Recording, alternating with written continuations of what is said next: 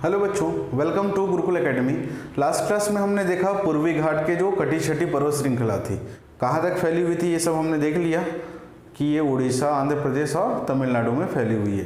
तो अब देखते हैं थार का मरुस्थल। गुरुकुल एकेडमी बसना को सब्सक्राइब करें और बेल आइकन को प्रेस करें ताकि मेरी आने वाली सभी वीडियो की नोटिफिकेशंस आपको मिलती रहें। तो स्टार्ट करते हैं थार का मरुस्थल। थार का मरुस्थल क्या करता है, ये आपका राजस्थान है। राजस्थान में भी ये आपकी अरावली पर्वत श्रृंखला, क्या है ये, अरावली पर्वत श्रृंखला।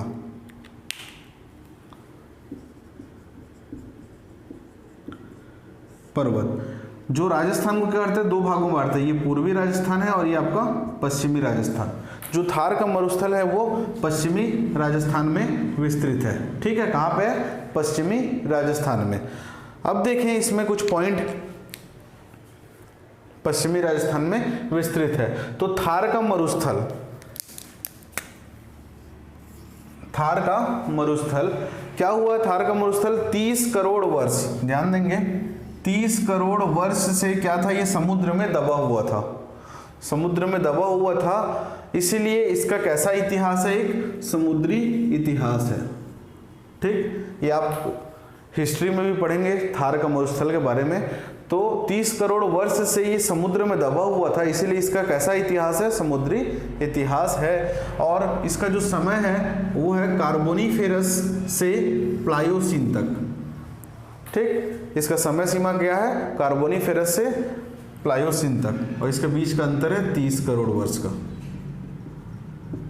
ठीक, उसके बाद देखें जो पश्चिमी राजस्थान है उसमें दो प्राकृतिक गैस स्रोत हैं। पहला है आपका बाड़मेर, नाम याद रखेंगे, पहला है आपका बाड़मेर और दूसरा आपका जैसलमेर।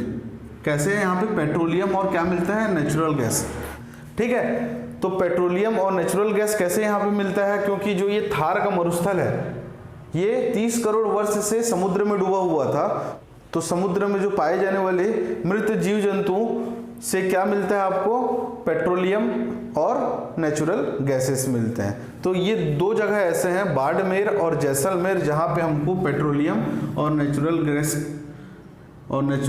गैस के रिसोर्स मिलते हैं। ठीक, उसके बाद देखेंगे जो आपका थार का मरुस्थल है उसमें अरब सागर और बे ऑफ बंगाल के जो मानसूनी हवाएं हैं उनसे वर्षा नहीं होती, इसीलिए इसको हम क्या बोलते हैं, मरुस्थल कहते हैं। ठीक, ध्यान रखेंगे इसमें अरब सागर और बे ऑफ बंगाल के मानसूनी हवाओं के कारण वर्षा नहीं होती, इसलिए ये स्थान कैसा है, मरुस्थल जैसा है। एक और पॉइंट है हमारे पास, जो दैनिक तापांतर है और वार्षिक तापांतर है।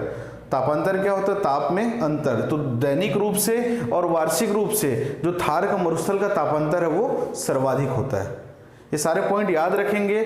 समय सीमा इसकी कार्बोनीफेरस से प्लायोसीन तक, अंतराल इसका 30 करोड़ वर्ष, और ये कहाँ पे डूबा हुआ था, समुद्र में डूबा हुआ था 30 करोड़ वर्ष तक। उसके बाद जो पश्चिमी राजस्थान है, मतलब ये वाला हिस्सा, यहाँ पे दो जगह ऐसे हैं, मतलब कौन कौन सी जगह, आपका जैसलमेर और बाड़मेर, दो जगह ऐसे हैं जहाँ पे क्या मिलता है आपको, पेट्रोलियम और नेचुरल गैस मिलते हैं। और पेट्रोलियम कहाँ से बनता है, क्योंकि समुद्र में डूबा हुआ था, तो इस कारण इसमें जीव जंतु की मृत कोशिकाएं मिली होंगी, जिसके कारण ये पेट्रोलियम के रिसोर्सेस हमको यहाँ से मिलते हैं। ठीक है, अब देखो अरब सागर और बे ऑफ बंगाल के मानसूनी हवाओं के कारण यहाँ वर्षा नहीं होती, इसलिए मरुस्थल जैसा है। और यहाँ पे जो दैनिक तापांतर है और वार्षिक तापांतर है सर्वाधिक होता है। वार्षिक तापांतर कैसे निकालते हैं, वार्षिक तापांतर मतलब जो ग्रीष्म ऋतु का ताप होगा, औसत ताप, और शीत ऋतु का के मध्य का तापांतर हम देखते हैं, वही होता है इसका वार्षिक तापांतर। समझ में आया यहाँ तक।